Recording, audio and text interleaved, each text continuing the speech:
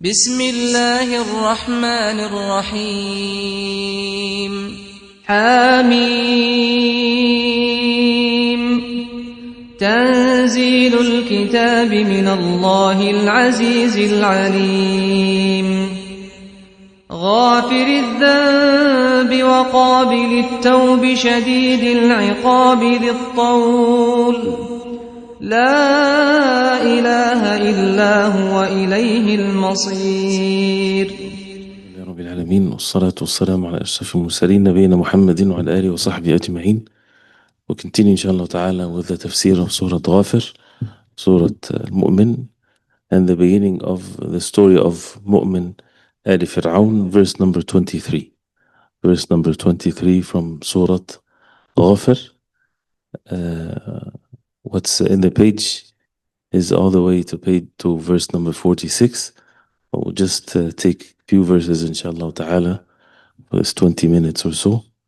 يقول الله عز وجل: أعوذ بالله من الشيطان الرجيم ولقد أرسلنا موسى بآياتنا وسلطان مبين إلى فرعون وهامان وقارون فقالوا ساحر كذاب فلما جاءهم بالحق من عندنا قالوا اقتلوا أبناء الذين آمنوا معه واستحيوا نساءهم وما كيد الكافرين إلا في ضلال وقال فرعون ذروني أقتل موسى وليدع ربه إني أخاف أن يبدل دينكم أو أن يظهر في الأرض الفساد وقال موسى إني عذت بربي وربكم من كل متكبر لا يؤمن بيوم الحساب. The first ayah, وَلَقَدْ أَرْسَلْنَا مُوسَى بِآيَاتِنَا وَسُلْطَانٍ مُبِينٍ, and we did certainly send Musa with our signs and a clear authority. This is now the namudaj, the example. As he says, ثم ذكر نموذجا من أحوال المكذبين بالرسل وهو فرعون وجنوده فقال. After the previous verses that talked about the believers and the disbelievers and their affairs in this dunya, Darul Amal, the place of action, versus Darul Jaza, in the hereafter, the recompense, the rewards and punishment, and the command from Allah subhanahu wa ta'ala for people to travel with their hearts, not necessarily with their physical body, to look at the outcome of those who were before them, and how that the way of Allah subhanahu wa ta'ala never changes, and some of the names and attributes that are mentioned that warns the people from يوم الآزفة وأنذرهم يوم الآزفة إذ القلوب لدى الحناجر كاظمين. And two names of the day of judgment has been mentioned, يوم التلاق and يوم الآزفة. التلاق, when everyone will meet everything, will meet human beings. Adam alayhi salam will meet the last of his offsprings. People would meet one another, and they would meet the Lord Allah subhanahu wa ta'ala. They will meet their actions. So this is the day of everything will be met. Anything that is departed will be met. And then Yawmul Azifa, also the day of that is very near. And as we explained before, to reflect upon the Lalat al-Kalimat. It's important to know the essence of the word and what does it mean, because there's so many names for the day of judgment. So one of which is Yawmul Azifa, that means it's very near. So if a person is a believer and reciting the Quran, he should never even in his heart that Yawmul Qiyamah is a far away day. This is very near, because Allah subhanahu wa ta'ala said it's very near. وَكُلُّ آتٍ قَرِيبٍ, everything that is coming is very near. وَإِنَّ يَوْمًا عِنْدَ رَبِّكَ كَأَلْفِ سَنَةٍ مِمَّا تَعُدُّونَ. So if Allah subhanahu wa ta'ala says this, then this is what the action that should be in the heart, because the ways of the disbelievers, they think the matter is far, even if they believe in it. But Allah subhanahu wa ta'ala wants us to exalt certain things, wants us to believe in things the way it's mentioned. So when that is present in the heart, as the hadith of the Prophet ﷺ, that Ibn Umar radiallahu anhuma, as a result, he said, إذا أصبحت فلا تنتظر المساء وإذا أمسيت فلا تنتظر الصباح وخذ من صحتك لمرضك ومن حياتك لموتك. That if you wake up in the morning, don't expect the evening to come. Do not wait for it. If the evening comes, do not wait for the morning to come. And take from your health to your sickness and from your life to your death. This is how near the matter should be in the heart of the believers. Therefore, they would never delay the tawbah. They would never say next year, next week, and tomorrow, and after some time, after this happens. They would always be steadfast upon the deen of Allah. They would learn what it's an obligatory thing upon them, fix their issues, relationships, and so on. So, and then the verses that talked about how the nations before, they were much stronger and they had more effect on the face of earth. So every nation comes, they think that no one had surpassed them with power, with knowledge, with strength. But this is false. This is how every nation is. So to look at the nations before, and they had even more things that are left behind more than anything else, like the people of Pharaoh. And this is how the example comes in place, where many messengers came to them and they disbelieved. So Allah subhanahu wa ta'ala sees them. This is the way of Allah. ذلك بأنهم, this is the previous verse. ذلك بأنهم كانت تأتيهم رسلهم بالبينات فكفروا فأخذهم الله إنه قوي شديد العقاب. That is because that the messengers will come to them with clear evidences. What is the clear evidences? Is it reason, debate, أدلة عقلية? They come with it, yes, but what they come with wahy, revelation from Allah subhanahu wa ta'ala. Wahy is conveyed, the matter becomes very clear. They disbelieved, فأخذهم الله, Allah subhanahu wa ta'ala seized them. إنه قوي شديد العقاب, He is the most powerful, the most intense in punishment. Then this is now an example with details. ثم ذكر نموذجا, and the word نموذج it means example, but it's always used in of a more physical example, like when they make a prototype of something and you want to manufacture something, you make a prototype and then they will imitate or they would make the like of it. This is more of that's used for this. So من أحوال المكذبين, from those who denied the messengers, هو فرعون وجنوده.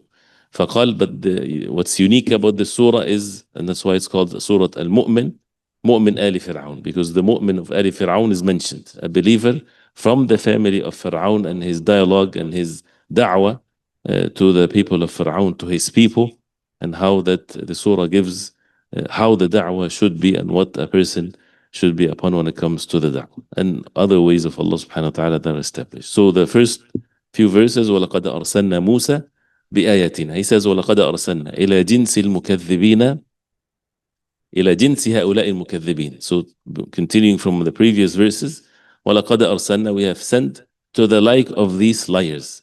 And the reason why جنس هؤلاء المكذبين, they're all جنس واحد. They're all certain type. They're all the same type. Different names, different types, different names, different times, but they're all the same. In the day of judgment, those who disbelieve, they will be together, even with their actions. And as we mentioned, the hadith of the Prophet ﷺ, the one that doesn't make salah, he will be resurrected with Fir'aun and Haman and Ubay ibn Khalaf. So people in the day of judgment, they won't be gathered according to the century that they lived in, or according to their nationalities, or according to the color of their skin. They will be resurrected according to their actions. Al-Hashr will be according to their actions. So from the time of Adam alayhi salam till the day of judgment, and this is how the believers, they see this life. It's all a'mal. People will be together according to their actions. وَمَنْ تَشَبَّهَ بِقَوْمٍ فَهُوَ مِنْهُمْ وَالْمَرْءُ مَعَ مَنْ أَحَبَّ. The person will be with the one that he loves, as the hadith of the Prophet ﷺ. So this is a very important concept. So إلى جنس هؤلاء المكذبين موسى عليه السلام ابن عمران بآياتنا, with our signs, وسلطان مبين, بآياتنا, with our ayat and a clear evidence. Sultan, الآيات العظيمة الدالة دلالة قطعية على حقيقة ما أرسل به. Al-ayah is the sign, and the ayah is from Allah. If it's from Allah subhanahu wa ta'ala, that means it's such an exalted and a huge ayah and a sign that is an evidence, dalala qat'iyya, a very swift clear, straightforward evidence على حقيقة ما أرسل به. That is an evidence to the reality of what he has been sent with. What is he sent with? Or for? To call people to worship none but Allah subhanahu wa ta'ala alone. وبطلان ما عليه من أرسل إليهم من الشرك وما يتبعه. This is the bayinat, this is the clear ayat to show that what he has been sent for, and the butlan and the falsehood of what those who he had been sent to, what they are upon with a shirk and what follows the shirk. This is always the message of the messengers. They don't just call the people to a tawheed, but they also warn them from a shirk, and they show them how falsehood it is. And as also has been mentioned, that the disbelievers, the people of Quraysh, they did not show their enmity to the Prophet ﷺ till he started warning them against the shirk. Before that, if people are called to Allah subhanahu wa ta'ala, there is no issues, unless is also to warn them from the falsehood that they're upon. So this is the content of the da'wah of the Rasul. So this is the ayat of Allah, and this is how the Quran is. وَسُلْطَانٍ مُبِينٍ, and a clear sultan. A sultan has some level of authority. So this is, Musa alayhi salam did not have a physical authority over them, but this is the sultan of the hujjah, the sultan of the evidences of the ayat of Allah subhanahu wa ta'ala. أي حجة بينة تتسلط على القلوب.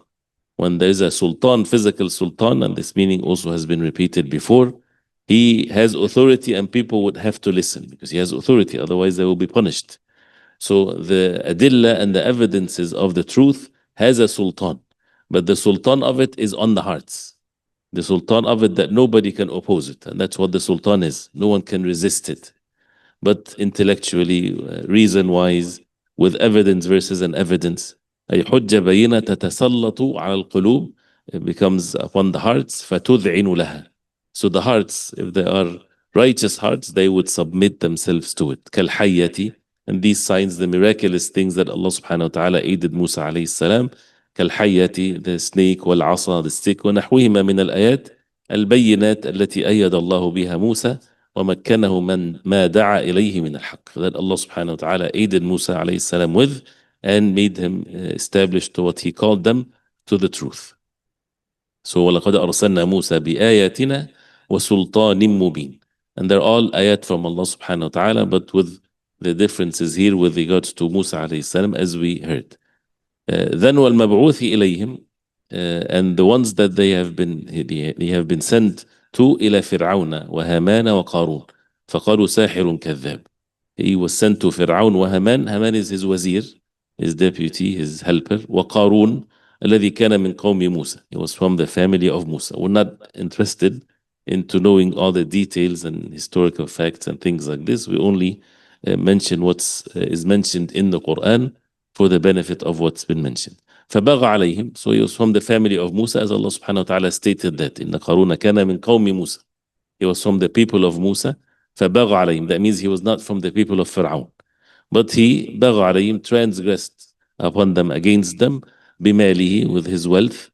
فكلهم ردوا عليه أشد الرد. All of them, they had the same rad, or the same reply, or the same opposition to Musa alayhi salam. وقالوا ساحر كذاب. A sorcerer and a liar. And as you see here again, the issue of وَلَقَدْ أَرْسَلْنَا, they're all together, whether they were from the people of Fir'aun, the people of Musa. There's no favor of anyone to Allah subhanahu wa ta'ala except the ubudiyya to Allah subhanahu wa ta'ala.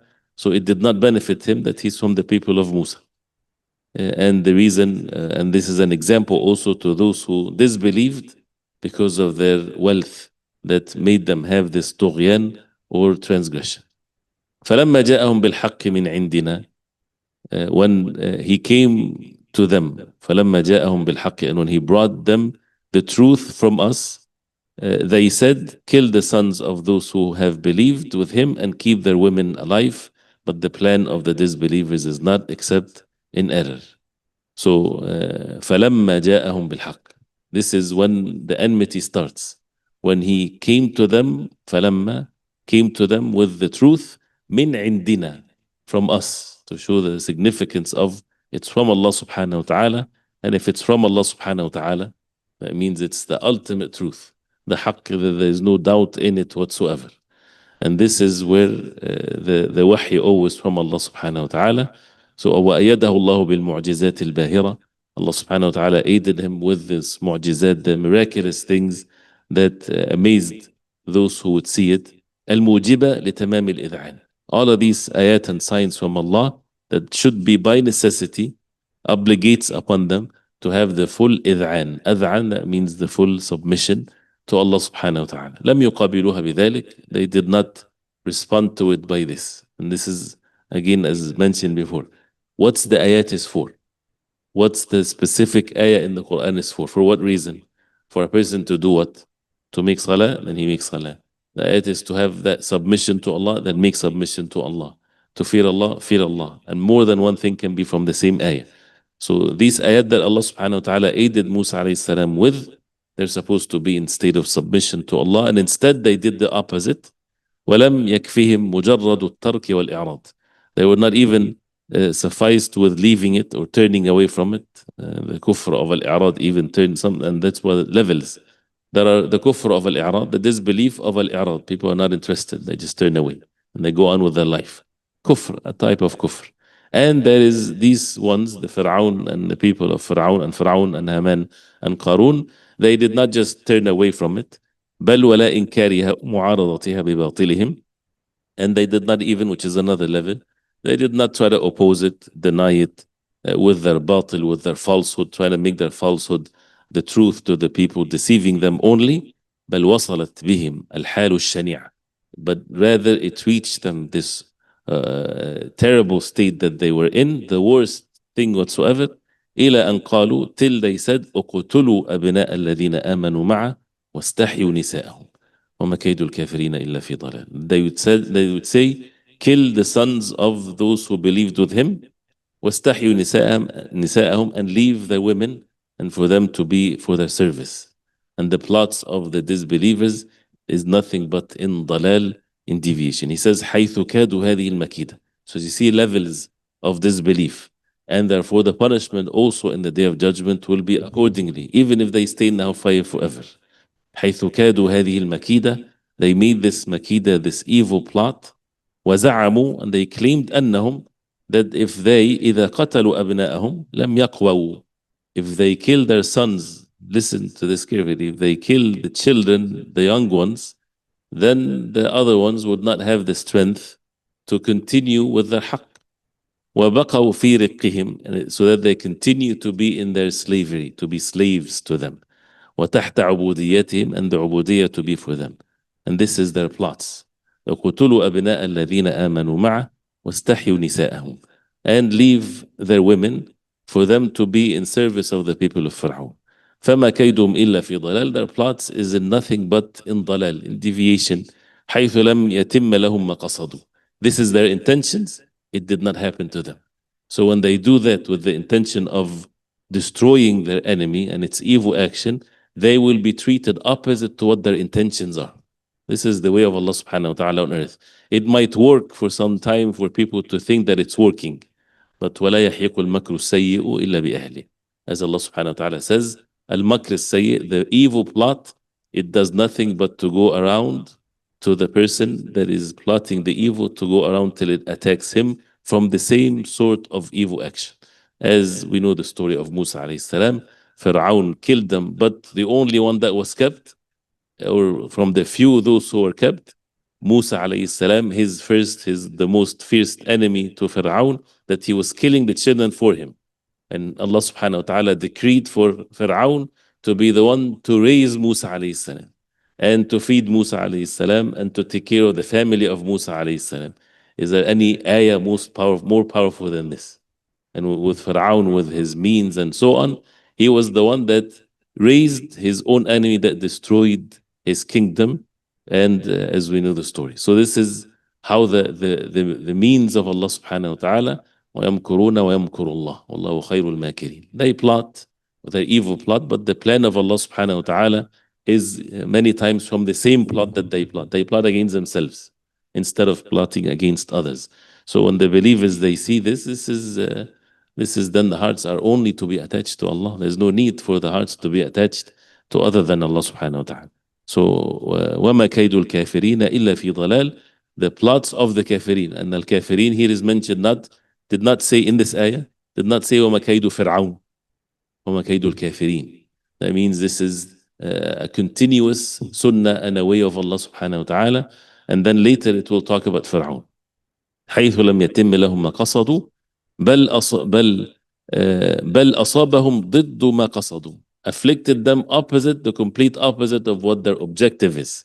أهلكهم الله وأبادهم عن آخرهم. Allah destroyed them and ruined them from عن آخرهم. That means all of them. All of them, they were drowned. And this is the power of Allah. So we'll end with a qaida, a principle here that he mentions. He says, وَتَدَبَّرْ. Reflect upon هذه النكتة. And nukta is the very subtle, very slight, originally it's something dot. نكتة في القلب, as the Prophet ﷺ said about how the sins do to the hearts. ينكت إذا أذنب العبد عبدا نكت في قلبه نكتة سوداء. When a person commits a sin, a black dot is in his heart. And if he repents to Allah subhanahu wa ta'ala, suqil, they become removed and polished again. If he commits another sin, another dot, and so on, حتى يعلو قلبه, till it covers the heart, which is الران that Allah subhanahu wa ta'ala said. The hadith. So here, a nukta, that means something that is very subtle, something that requires to reflect, to look into it. And that's Allah subhanahu wa ta'ala commanded us to reflect upon the Quran with ilm, with knowledge, not with ignorance. He says, وَتَدَبَّرْ هذه النكتة التي يكثر مرورها بكتاب الله تعالى. This is something that is frequently comes in the book of Allah. Al-murur is something passing. I mean, keeps on coming in the book of Allah subhanahu wa ta'ala. إذا كان السياق في قصة معينة أو على شيء معين. If the context of the verses in a specific story معينة أو شيء معين, something that is specific, with names, with incidents, with group of people. وأراد الله أن يحكم على ذلك المعين. And Allah subhanahu wa ta'ala, if He wants to make a judgment with regards to that معين, to that specific individual, the specific group, Fir'aun, his people, بحكم لا يختص به, with a hukm, with a judgment that is not specific to Fir'aun, not specific to the معين, to the one that is specified here in the verses, ذكر الحكم وعلقه على الوصف العام. That Allah subhanahu wa ta'ala will mention the judgment and وعلقه, and He would make it conditioned on the general characteristics, ليكون أعم, for it to be more general. وتندرج فيه الصورة التي سيق الكلام لأجلها. And the surah, this image of what, and the situation here of where the kalam, the speech, have been mentioned for it. And وتندرج, al-idraj is when you insert something in something. So the story of Fir'aun and Musa is mentioned, and this is what you're thinking about when the ayat are being recited. But then the hukm, the judgment, is not just to the people of Fir'aun. وَمَا كَيْدُ الْكَافِرِينَ. The kafirin's plot is nothing but in dalal, in deviation. So that وليندفع الإيهام باختصاص الحكم بذلك المعين. So that the reason for that الإيهام from الوهم. So that the thoughts that has no foundations to it. So anyone that would think that the hukm here is only specific for those who are mentioned, المعين for Fir'aun, that should be pushed away. That's not the case. فلهذا لم يقل, and that's why Allah subhanahu wa ta'ala did not say وَمَا كَيْدُهُمْ إِلَّا فِي ضَلَالٍ. He did not say, and their plots was nothing but for deviation. بل قال وَمَا كَيْدُ الْكَافِرِينَ إِلَّا فِي ضَلَالٍ. But rather, and the وَمَا كَيْدُ إِلَّا, negation and exception. That means what? This is an exclusive statement. That means there's no exceptions. That's what it is. وَمَا كَيْدُ الْكَافِرِينَ, like exactly when you say لَا إِلَهَ إِلَّا اللَّهِ. Negation and exception. There is no one worthy of worship except Allah. It doesn't leave a room for anything to be worshipped besides Allah. Right? Different than to say Allah is the only one to be worshipped. No one is worthy of worship except Allah. So here وَمَا كَيْدُ الْكَافِرِينَ. So all of the kaid of the kafirin, no exception. Every evil plot of the disbelievers, it's nothing but dalal. It's nothing but waste and deviation and falsehood. So what matters here is not the kafirin, it's the believers. This is what the job of the believers is, to be true believers, because as mentioned and always been established in the Quran, that this is their plots, this is their way. And at the end, it's all going to be against them. But with the believers to be firm upon the deen of Allah subhanahu wa ta'ala and to be upon the haqq. And then the details of that will be mentioned from the very beginning. So the plots and the details and what happened, and a person reflect upon this, especially the story of Fir'aun and Musa is something that is repeated throughout the Quran for this ummah to benefit from it. And this is from the ayat al-bayinat. This is from the clear ayat from Allah. And if the Quran, Allah subhanahu wa ta'ala commanded us to reflect, that means this is from the bayinat. So if someone says, well, that's something that requires for a person to think and to reflect, that means it's, yes, that's how the ayat of the Quran is. Requires for the person to reflect. أَفَلَا يَتَدَبَّرُونَ الْقُرْآنَ أَمْ عَلَى قُلُوبٍ أَقْفَلُهَا. Allah condemned those who do not reflect upon the ayat of the Quran, or there are locks on their hearts. So the ayat of Al-Bayinat is not instructions. If you do this, you get this like this. No, it requires for the person to reflect and to think and to see the way of Allah subhanahu wa ta'ala. But all of that with ilm, for the person to be able to be clearly see the ayat of Allah that has no doubt in it whatsoever. So we'll stop here inshallah ta'ala because of the time, and to ask Allah subhanahu wa ta'ala to make us benefit from what we heard and these principles that He mentions. And we continue inshallah ta'ala next time inshallah, which is Monday inshallah. بارك الله فيكم وصلى الله وسلم وبارك على محمد وآله وصحبه وسلم. سبحانك اللهم ربنا وبحمدك أشهد أن لا إله إلا أنت أستغفرك وأتوب إليك.